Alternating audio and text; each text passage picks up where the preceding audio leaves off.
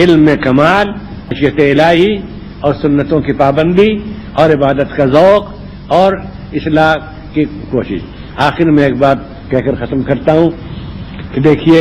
اس وقت ہندوستان میں ایک ایسا دور آیا ہے جو ہمارے علم میں اس سے پہلے کبھی نہیں آیا۔ دور اکبری کو کسی قدر مشابہت ہے، لیکن دور اکبری بھی اس درجے میں خطرناک نہیں تھا جتنا یہ دور ہے جو اب چل رہا ہے۔ وہ یہ کہ اس وقت اکثریت نے یہ طے کر لیا ہے کہ اس ملک کو اسپین بنا کر رہیں گے وہ، یعنی اس میں مسلمان رہیں گے لیکن اپنے تمام ملی تشخصات کو چھوڑ کر۔ وہ جو یعنی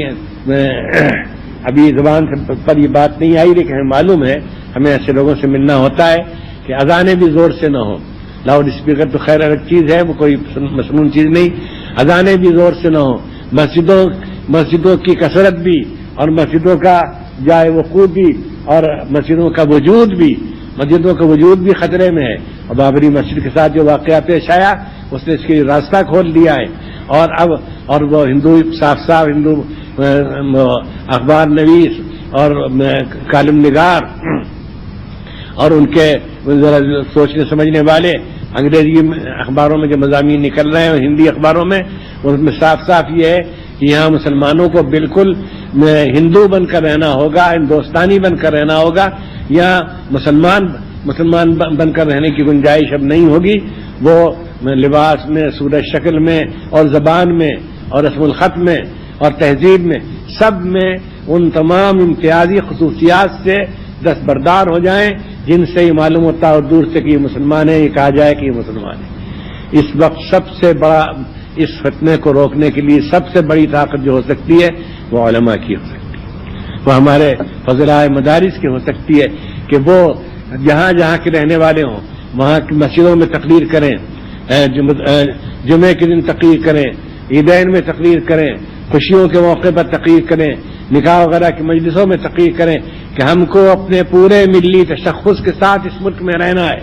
کسی ایک چیز کو نہیں چھوڑنا ہے۔ ہم اس کے لیے بھی تیار نہیں کہ ہمارا پائچہ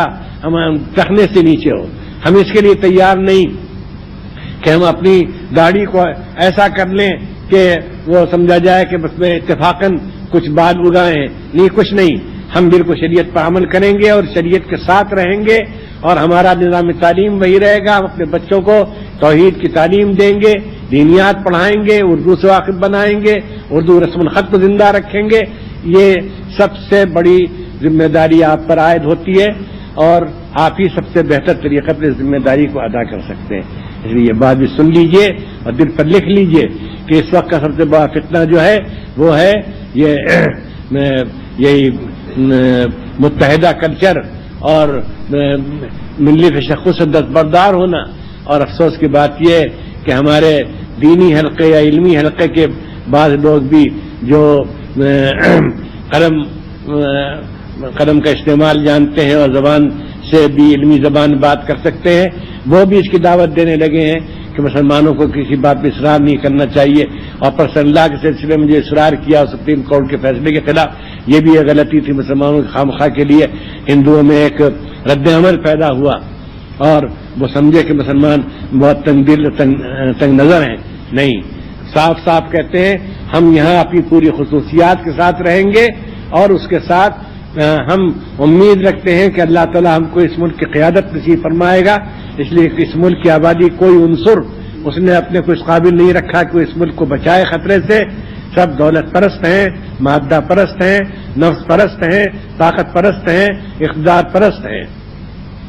جہاں پرست ہیں۔ اس لیے ہم عزت کے ساتھ رہیں گے، ہم اپنے تشخصات کے ساتھ رہیں گے، لیکن عزت کے ساتھ رہیں گے، سر اونچا کر کے چلیں گے۔ ہماری نگاہیں شرم سے جھکی ہوئی نہیں ہوں گی، بلکہ ہماری نگاہیں بلند ہوں گی، اور ہم سمجھیں گے کہ ہم جو کچھ کر رہے ہیں وہ صحیح ہے، اور ہندوستان کا دستور اس کی اجازت دیتا ہے، اور ہندوستان اسی حالت میں رہ سکتا ہے، یہاں صحیح سلامت اور مامون و محفوظ اور خوشحال کہ جب اس میں ایک دوسرے کو اس کی آزادی دی جائے کہ وہ اپنے مذہب پر عمل کرے، مذہبی شاعر کا مظاہرہ کر سکے اور ان کو قائم رکھے اور اپنے ملی تشخص کو برقرار رکھے۔ بس